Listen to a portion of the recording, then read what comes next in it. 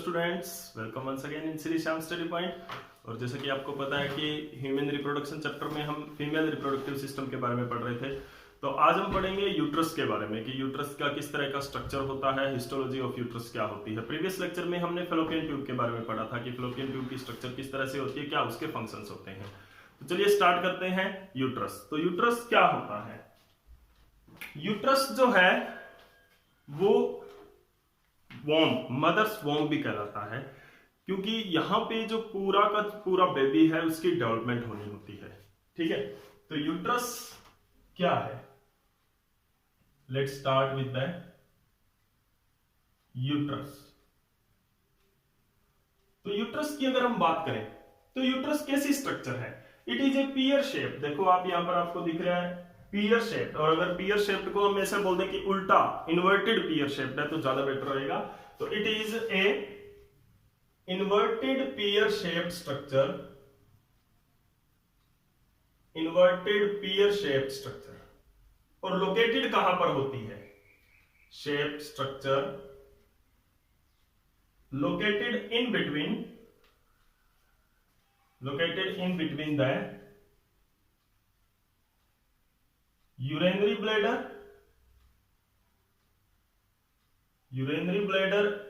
and rectum in females के अंदर rectum और यूरेनरी ब्लैडर, एक साइड में इसके रेक्टम होता है, एक साइड में यूरेनरी ब्लैडर होता है। तो रेक्टम और यूरेनरी ब्लैडर के बीच में ये लोकेटेड होता है, इन्वर्टेड पियर शेप्ड स्ट्रक्चर होती है। ठीक है, तो जैसे कि प्रीवियस लेक्चर के अंदर जब हमने कंप्लीट फीमेल रिप्रोडक्टिव सिस्टम के बारे में इंट्रोड्यूस किया था आपको, तो उस टाइम में आपने पढ़ा था इसके बारे में कि यूट्रस है वो 3 लेयर्स से बना होता है। तो आज हम साइज के बारे में भी डिस्कस करेंगे यहां पर कि यूट्रस का साइज क्या होता है। देखो, जो यूट्रस का जो साइज है वो क्या होता है, न्यूलीपेरा एंड मल्टीपेरा वुमेन्स के अंदर अलग अलग होता है।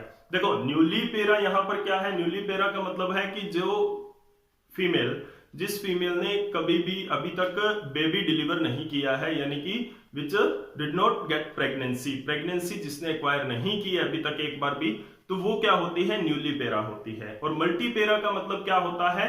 द वुमेन और the female which already have delivered 1 or 2 baby.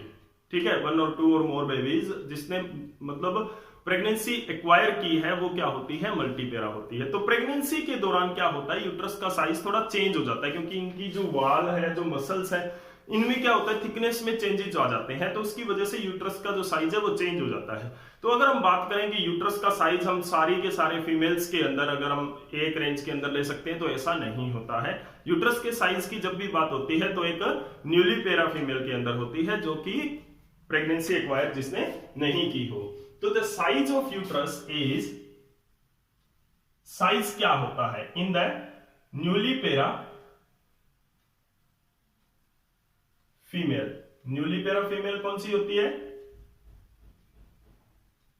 Which did not delivered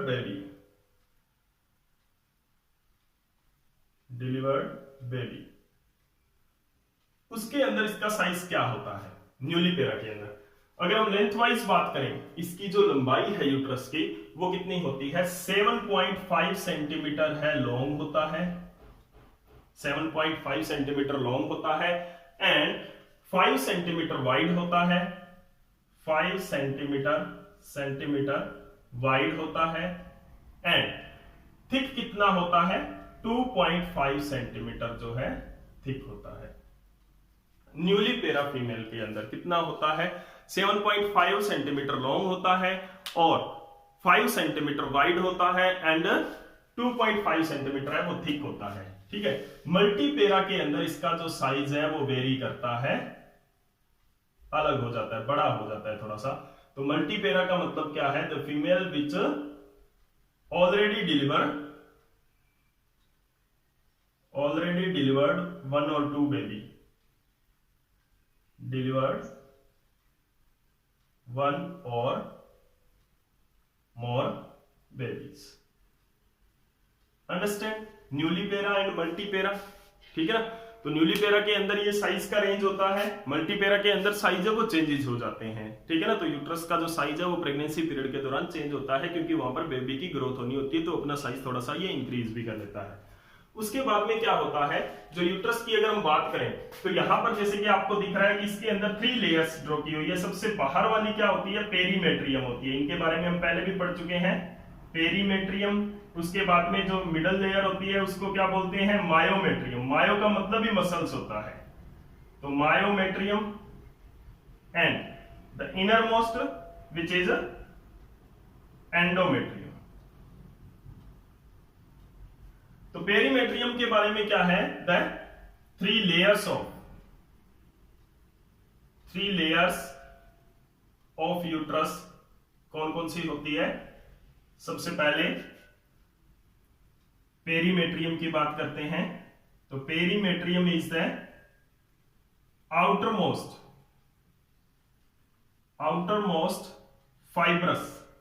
fibrous होती है ये layer. It has protective function इसका होता है यूट्रस का।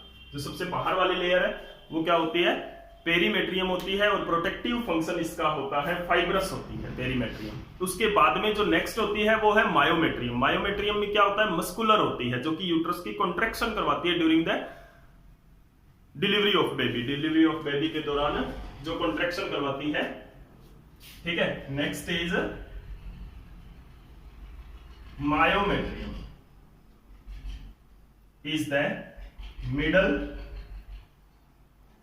मस्कुलर, हाईली मस्कुलर होती है, मिडल मस्कुलर लेयर, मिडल और मस्कुलर लेयर होती है, जो कि थिकेस्ट लेयर होती है। It is the thickest layer, सबसे थिक लेयर यही होती है, थिकेस्ट लेयर होती है। और कौन सी मसल्स इनके अंदर होती है, इट हैज स्मूथ मसल्स। देखो स्केलेटल मसल्स इसके अंदर नहीं होती है, स्मूथ मसल्स होती है। अब स्मूथ मसल्स होती है वो इनवॉल्यूंटरी होती है, यानी कि हमारे ब्रेन के अंडर कंट्रोल नहीं होती। हालांकि इसका जो कंट्रोल होता है स्मूथ मसल्स का, जो मायोमेट्रियम की स्मूथ मसल्स है, इनका जो कंट्रोल होता है वो 2 हार्मोन्स करते हैं। ऑक्सीटोसिन का नाम आपने सुना होगा, अगर नहीं भी सुना तो हम आगे चलकर पढ़ेंगे। ऑक्सीटोसिन का रोल होता है during the delivery of baby जो करवाता है हार्मोन, उसको ऑक्सीटोसिन बोलते हैं, ठीक है ना। तो ऑक्सीटोसिन क्या करता है, इनकी कॉन्ट्रैक्शन को स्टिमुलेट करता है, यानी कि delivery of baby will occurs in the presence of oxytocin hormones. Oxytocin hormones वहां पे डिलीवरी के दौरान, जब गेस्टेशन पीरियड पूरा हो जाता है फीमेल का, जब प्रेगनेंसी पीरियड पूरा हो जाता है, तो उसके बाद में क्या होता है, उसके अंदर ऑक्सीटोसिन का लेवल इंक्रीज होता है। ये जब हार्मोनल लेवल पढ़ेंगे तब इसके अंदर हम इनके बारे में डिटेल स्टडी करेंगे। तो ऑक्सीटोसिन क्या करवाता है, ऑक्सीटोसिन ये जो स्मूथ मसल है, इसको, इसकी जो कॉन्ट्रैक्शन है, कॉन्ट्रैक्शन इसकी जो है वो स्टिमुलेट करता है, कौन, ऑक्सीटोसिन हार्मोन। स्टिमुलेट कौन करता है, ऑक्सीटोसिन हार्मोन। एंड कॉन्ट्रैक्शन को इनिबिट कौन करता है, यहां पर देखो इनिबिट कौन करेगा, जो हार्मोन प्रेगनेंसी मेंटेन रखना चाहेगा, यानी कि जो हार्मोन प्रेगनेंसी मेंटेन रखना चाहेगा वो बेबी को डिलीवर नहीं होने देगा, ठीक है। और वो कौन सा हार्मोन होगा, प्रोजेस्टेरोन हार्मोन, ठीक है ना। तो प्रोजेस्टेरोन हार्मोन के बारे में आपने सुना होगा, जो प्रेगनेंसी मेंटेन रखना चाहता है। प्रोजेस्टेरोन हार्मोन है वो क्या करता है, इसकी कॉन्ट्रैक्शन को इनिबिट करता है, और ऑक्सीटोसिन हार्मोन इसकी जो कॉन्ट्रैक्शन है उसको स्टिमुलेट करता है। तो this is about the myometrium. ये क्या है, जो मिडल लेयर है वो क्या होती है, मायोमेट्रियम है, स्मूथ मसल्स की बनी होती है, हाईली मस्कुलर होती है, थिक लेयर होती है, और ऑक्सीटोसिन और प्रोजेस्टेरोन के अंडर कंट्रोल ये कॉन्ट्रैक्शन और रिलैक्सेशन करती है, ठीक है। तो नेक्स्ट यहां पे क्या है, जो नेक्स्ट लेयर हमारी है वो है एंडोमेट्रियम। सबसे इनर मोस्ट लेयर जो है एंडोमेट्रियम। एंडोमेट्रियम है वो क्या होती है, यहां पर लिखते हैं एंडोमेट्रियम, ठीक है। ये क्या होती है, इनर मोस्ट लेयर होती है, एंड हाईली वेस्कुलराइज्ड होती है। ये inner most layer and highly vascularised highly vascularised layer होती है, यानी कि ब्लड वेसल्स इनके अंदर बहुत ज्यादा होती है। ठीक है, इनके अंदर जो सेल्स होती हैं, ठीक है, दो तरह की सेल्स होती है इनके अंदर, सिलिएटेड सेल होती है और सेक्रेटरी सेल होती है। तो ये इसका जो काम होता है वो क्या होता है, एंडोमेट्रियम ग्लैंड, एंडोमेट्रियल ग्लैंड्स होती है इनकी सेल, जो काम करती है वो क्या करती है, एज ए, जो एंडोमेट्रियम है, it function as a endometrial gland. जो इसकी सेल्स हैं वो क्या फंक्शन करती है, जो सेल्स हैं इनकी वो क्या फंक्शन करती है, एंडोमेट्रियल ग्लैंड, यानी कि वो क्या होती है, सेक्रेटरी इन फंक्शन होती है। और क्या सेक्रेट करती है, न्यूट्रिएंट सेक्रेट करती है। क्योंकि अब यहां पे एंडोमेट्रियम के अंदर न्यूट्रिएंट सेक्रेट होने से हमें एक चीज पता चलती है यहां से कि यूट्रस का फंक्शन क्या होता है। यूट्रस का फंक्शन होता है फीटस की डेवलपमेंट करवाना, एम्ब्रियो की डेवलपमेंट करवाना इनटू फीटस। तो वो कैसे होगा, उसके लिए उसको न्यूट्रिएंट्स की जरूरत होती है। जो फीटस है वो क्या होता है, फ्लोटिंग होता है यूट्रस के अंदर, जो एक फ्लूइड के अंदर, तो उससे वो क्या लेता है, न्यूट्रिएंट्स लेता है। वो न्यूट्रिएंट्स आते कहां से है, एंडोमेट्रियम प्रोवाइड करवाता है उसको। तो एंडोमेट्रियल जो ग्लैंड है, यानी कि जो सेक्रेटरी सेल है, वो एंडोमेट्रियल ग्लैंड की तरह बिहेव करती है और वो क्या करती है, सेक्रेट करती है क्या, nutrients for the developing embryo. Developing embryo के लिए वो सेक्रेट करती है। तो these are the 3 layers of uterus. Uterus की ये क्या है, 3 लेयर्स है। अब चलते हैं हम नेक्स्ट पार्ट ऑफ यूट्रस के बारे में क्या पढ़ेंगे हम, इसके बॉडी के, जो यूट्रस की जो पूरी बॉडी है, यूट्रस हम पढ़ रहे हैं, उसकी बॉडी की डिविजन्स किस तरह से होती है, एनाटॉमिकली डिवीजन जो है वो किस तरह की होगी यूट्रस की। तो डिवीजन में जैसे कि आपने प्रीवियस लेक्चर में भी पढ़ा था कि जो यूट्रस है वो 3 पार्ट के अंदर डिवाइडेड होता है। सबसे अपर मोस्ट पार्ट होता है फंडस, उसको हम बोलते हैं फंडस या फंडिक यूट्रस। ठीक है, तो this one is the upper most part जो है वो क्या होता है यूट्रस का, this part is fundus and this part of uterus is body of uterus, या इसको कॉर्पस भी बोलते हैं, and this part is cervix. तो मेनली 3 पार्ट होते हैं यूट्रस के अंदर। तो इसकी बॉडी जो है, पार्ट्स ऑफ यूट्रस, एनाटॉमिकली अगर हम पार्ट्स की बात करें तो 3 पार्ट्स होते हैं। Upper most fundus, uterus fundus बोलते हैं उसको, या फंडिक पार्ट बोलते हैं। तो it is the upper most part. उसके बाद में जो बॉडी आता है, यूट्रस बॉडी, या इसको क्या बोलते हैं, कॉर्पस, जहां पर डेवलपमेंट होनी होती है। तो it is the body of uterus, main cavity, body of uterus. इसके अंदर क्या आता है, यूटेराइन कैविटी आती है, यानी कि ये जो कैविटी हम बोलते हैं यूट्रस की, दिस कैविटी, ये जो इसके अंदर जो कैविटी है वो इसकी बॉडी की कैविटी होती है। इस कैविटी को क्या बोलते हैं, यूट्राइन कैविटी बोलते हैं। तो यूट्रस के अंदर जो बॉडी का पार्ट है उसके अंदर यूट्राइन कैविटी आती है। यहां पर development of baby most of the cases में होती है। उसके बाद में जो लोअर मोस्ट पार्ट होता है वो क्या होता है, सर्विक्स होता है। तो सर्विक्स क्या है, third one is the cervix. ये क्या होता है, एंटेरियर पार्ट ऑफ यूट्रस होता है, एंटेरियर पार्ट ऑफ यूट्रस होता है। तो यहां पर ये यूट्राइन कैविटी, और इसकी जो सर्विक्स के अंदर जो कैविटी होती है वो क्या होती है, सर्विक्स के अंदर की जो कैविटी होती है वो होती है सर्विकल कैनाल बोलते हैं हम उसको। तो सर्विकल कैनाल के बारे में हम कुछ पढ़ेंगे डिटेल में। तो सर्विकल कैनाल जो यहां पर होती है, सर्विक्स के अंदर की जो बॉडी होती है सर्विकल कैनाल उसको बोलते हैं। तो सर्विकल कैनाल के अंदर क्या होता है, देखो जो सर्विकल कैनाल होती है वहां पर म्यूकस रिलीज किया जाता है। पहले मैं इसकी ओपनिंग के बारे में आपको बताता हूं कि इसके अंदर 2 ओपनिंग्स होती है, एक तो टुवर्ड यूट्रस एंटेरियर जो पार्ट होता है, और एक in the opens into the vagina.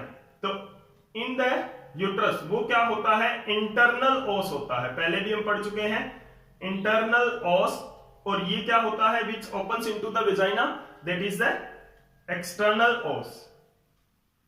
तो 2 पार्ट्स, यहां पे 2 ओपनिंग होती है सर्विकल कैनाल की, इंटरनल ओस एंड एक्सटर्नल ओस। इंटरनल ओस जो होता है वो यूट्रस से ओपन होता है, और जो एक्सटर्नल ओस होता है वो कहां से होता है, इन द वेजाइना। अब अगर हम सर्विक्स की बात करें तो सर्विक्स के अंदर बहुत ज्यादा पावरफुल, बहुत स्ट्रॉन्ग मसल्स होती हैं, पावरफुल मसल्स यहां पे होती हैं, क्योंकि पूरी की पूरी बॉडी का यानी कि जो बेबी है उसका और उसके अंदर जितना भी फ्लूइड है वो सारा का सारा वेट को ये रोक के रखता है अप टू डिलीवरी तक ये रोक के रखता है। क्योंकि यहाँ पर जब बेबी बनेगा, जब बेबी 8th 9th मंथ में आएगा तो उसके अंदर बहुत ज्यादा वेट हो जाता है, तो वो सारा का सारा वेट है वो इसके द्वारा जो सर्विकल मसल्स हैं, सर्विक्स की जो मसल्स हैं उसके द्वारा मेंटेन रखा जाता है। ठीक है, उसके बाद में क्या होता है कि जो सर्विक्स है वहां पर क्या होता है, ये जो मसल्स हैं यहां पे क्या होता है, सर्विक्स के बारे में हम बात कर रहे हैं, तो सर्विकल म्यूकस सेक्रेट किया जाता है। यहां पर सर्विकल म्यूकस के अंदर ग्लाइकोप्रोटीन्स होते हैं, लिपिड्स होते हैं और बहुत सारी इसकी कंपोजिशन होती है, बहुत सारे मटेरियल्स होते हैं। हायर क्लासेस के अंदर या आप इसको डिटेल में पढ़ोगे तो सर्विकल म्यूकस होता है। ठीक है, जब फीमेल जो होती है पूरे मंथ के अंदर, यानी कि जो सेक्सुअल साइकिल है फीमेल का, उसके अंदर क्या होता है, हमें पता है कि एक ओव्यूलेशन पर मंथ होता है, यानी कि पर मंथ सिंगल ओव्यूलेशन यहां पर होता है। तो सिंगल ओव्यूलेशन के दौरान जब एक सिंगल एग यहां पर आता है, वो जो टाइम है वो क्या होता है, फर्टाइल पीरियड ऑफ फीमेल होता है। ठीक है, तो सर्विकल मसल क्या होता है, इन द फर्टाइल पीरियड, ये अलग अलग तरह से बिहेव करता है। फर्टाइल पीरियड में अलग तरह से बिहेव करेगा और नॉन फर्टाइल पीरियड में अलग तरह से बिहेव करेगा। तो ड्यूरिंग द ओव्यूलेशन के दौरान या ओव्यूलेशन के दिनों में क्या होता है कि जो सर्विकल म्यूकस है वो क्या हो जाता है, थिन हो जाता है, यानी कि फर्टाइल पीरियड के अंदर it become thin and become favourable, very favourable for sperm के लिए, स्पर्म मूवमेंट और उसके मैच्योरेशन, उसके डेवलपमेंट के लिए, यानी कि मूवमेंट के लिए क्या होता है, डेवलपमेंट नहीं sorry, sperm movement and nourishment के लिए क्या होता है, बिल्कुल फेवरेबल हो जाता है। ठीक है, तो यानी कि फर्टाइल पीरियड के दौरान ये बहुत थिन हो जाता है और स्पर्म के लिए ये काफी फेवरेबल हो जाता है, स्पर्म की मूवमेंट के लिए, ताकि स्पर्म है वो ऊपर यूट्रिन कैविटी के थ्रू फैलोपियन ट्यूब तक पहुंच पाए। तो इसीलिए ये क्या होता है, पूरा फेवरेबल हो जाता है। यूट्रिन बॉडी के अंदर भी चेंजेस होते हैं, वो भी क्या होते हैं, फेवरेबल इन्वायरमेंट मिल जाता है, एल्केलाइन हो जाता है, बेसिक हो जाता है, कैपेसिटेशन करवाता है। तो ये क्या है, नोरिशमेंट देता है, कैपेसिटेशन करवाता है। कैपेसिटेशन क्या होता है, ये एक तरह से मैच्योरेशन होता है, इसको भी हम डिटेल में पढ़ेंगे। मैच्योरेशन होता है, स्पर्म का जो टॉप हेड होता है, स्पर्म का जो हेड होता है उसके ऊपर बहुत सारे प्रोटीन्स होते हैं, बहुत सारे मॉलिक्यूल्स होते हैं, बायोमॉलिक्यूल्स होते हैं, उनको रिमूव करना जरूरी होता है बिफोर फर्टिलाइजेशन से पहले। ठीक है, तो इन द फर्टाइल पीरियड के अंदर सर्विकल म्यूकस, यानी कि जो सर्विक्स के अंदर जो म्यूकस रिलीज होता है, उस म्यूकस के अंदर कुछ ऐसे चेंजेस होते हैं, जैसे कि ये थिन हो जाता है बिल्कुल। ठीक है, बहुत ज्यादा विस्कस नहीं रहता, क्योंकि अगर बहुत ज्यादा विस्कस होगा तो स्पर्म मूव नहीं कर पाएगा आसानी से, तो थिन हो जाता है, बिल्कुल लेस विस्कस हो जाता है। और कैपेसिटेशन करवाते हैं, यानी कि इसके अंदर ऐसे एंजाइम्स आ जाते हैं जो उसके जो प्रोटीन हेड के ऊपर जो प्रोटीन्स लगे हुए हैं, ये ऐसे एंजाइम्स प्रोड्यूस करते हैं, वो उनको ब्रेक डाउन कर देते हैं। ठीक है, तो ये क्या है कि यहां पर कैपेसिटेशन होता है, स्पर्म का मूवमेंट में हेल्प मिलती है स्पर्म को, और नोरिशमेंट होता है ड्यूरिंग द फर्टाइल पीरियड। अब देखो, जब फर्टाइल पीरियड नहीं होगा, यानी कि ओव्यूलेशन के आगे या पीछे वाले दिनों में क्या होगा, तो ये बना लेता है सर्विकल प्लग बना लेता है, म्यूकस है वो क्या बना लेता है, इट फॉर्म सर्विकल प्लग, यानी कि जो इसका म्यूकस है, म्यूकस क्या हो जाता है, वेरी विस्कस हो जाता है, बहुत ज्यादा विस्कस हो जाता है, and unfavorable become unfavorable for entry of any sperm की एंट्री और कोई भी जर्म्स की एंट्री के लिए बिल्कुल अनफेवरेबल हो जाता है, for entry of any foreign particle, कोई भी फॉरेन पार्टिकल की एंट्री के लिए ये क्या हो जाता है, अनफेवरेबल हो जाता है। Either it this foreign particle में भी स्पर्म भी हो सकते हैं। ठीक है, तो स्पर्म के लिए या किसी भी फॉरेन पार्टिकल के लिए ये अनफेवरेबल हो जाता है, जिसको क्या बोलते हैं, सर्विकल प्लग। ये बहुत इंपॉर्टेंट टर्म है, बहुत बार पूछा जाता है, कॉम्पिटिटिव एग्जाम में भी पूछा जाता है। तो सर्विकल प्लग फॉर्म हो जाता है जब ये फर्टाइल पीरियड के अंदर नहीं होता है, फीमेल जो है वो फर्टाइल पीरियड के अंदर नहीं होता है। तो this is about the cervix. अब हम नेक्स्ट पार्ट जो हमारा क्या है, cervix opens into the vagina. तो विजाइना यहां पर क्या होती है, it is a 10 centimetre long tube. इसकी जो लेंथ होती है ये भी क्या होती है, एक तरह से ट्यूब ही होती है विजाइना। कितनी लेंथ होती है इसकी, विजाइना क्या होती है, एक 10 सेंटीमीटर लॉन्ग ट्यूब होती है जिसके अंदर सर्विक्स ओपन होती है। इसके अंदर सर्विक्स ओपन है, this is the vagina. And जो इसकी ओपनिंग होती है उसको क्या बोलते हैं, इट्स ओपनिंग, वो उसको बोलते हैं vulva. And this opening is called vulva. And vulva has a fold of skin, इसके ऊपर फोल्ड ऑफ स्किन होता है जिसको क्या बोलते हैं, हेमन। तो ओपनिंग के ऊपर, वल्वा के ऊपर क्या होता है, फोल्ड ऑफ स्किन होता है जिसको बोलते हैं हेमन। तो हेमन जो होता है वो कहां होता है, वर्जिन फीमेल्स के अंदर ही होता है, ये मेनली वर्जिन फीमेल्स के अंदर ही होता है। And it breaks down during, ये क्या होता है, फर्स्ट सेक्सुअल इंटरकोर्स के दौरान ये क्या होता है, टूट जाता है, ब्रेक डाउन होता है इसका। और कई बार जो एथलीट्स होते हैं, जो फीमेल्स, जो गर्ल्स एथलीट होते हैं, या जो साइकिलिंग करती है या जो स्विमिंग करती है, ऐसी फिजिकल एक्सरसाइज करने वाली गर्ल्स के अंदर ये बिना सेक्सुअल इंटरकोर्स भी ब्रेक डाउन हो सकता है इसका, ठीक है ना।